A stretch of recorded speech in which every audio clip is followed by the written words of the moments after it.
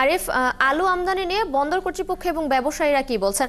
এছাড়া এর প্রভাব কি বাজারে পড়তে শুরু করছে কিনা বিস্তারিত জানাবেন।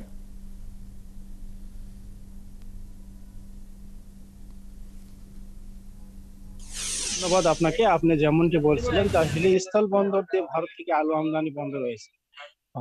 ভারতে আলুর দাম বৃদ্ধি হয়, পশ্চিম রাজ্য সরকার আলু রপ্তানিতে স্লট বুকিং বন্ধ করে দেওয়ায় গত শনি শনি গত রবিবার থেকে হিলি স্থল বন্দর দিয়ে আলু আমদানি বন্ধ রয়েছে।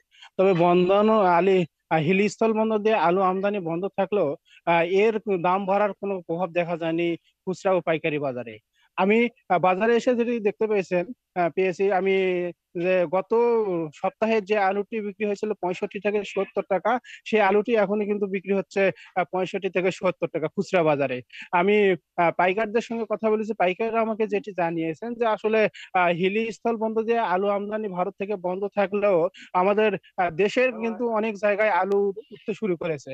তারা আমাকে যেটি জানিয়েছেন যে বর্তমান সরবরাহ বাজারে ঠিক রয়েছে। তারা নতুন আলুটি বিক্রি করছে 100 টাকা কেজি দরে, ও পুরাতন যেটি আলু বিক্রি করতে আছে সেটি বিক্রি করতেছে 65 থেকে 70 টাকা কেজি দরে।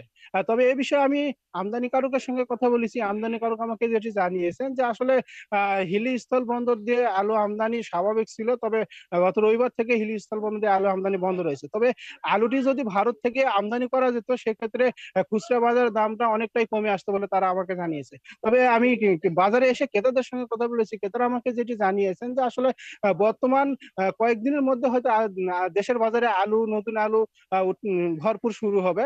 তবে এই সময় আলুর দামটা যদি তাদের 50 টাকার নিচে কিনতে পারতো, তাদের জন্য অনেকটাই উপকার হতো বলে তারা আমাকে জানিয়েছে। তিশা। আরিফ, অসংখ্য ধন্যবাদ আপনাকে। দর্শক, বাজারে আলু আমদানির খবরাখবর জানাচ্ছিলেন সহকর্মী আরিফ।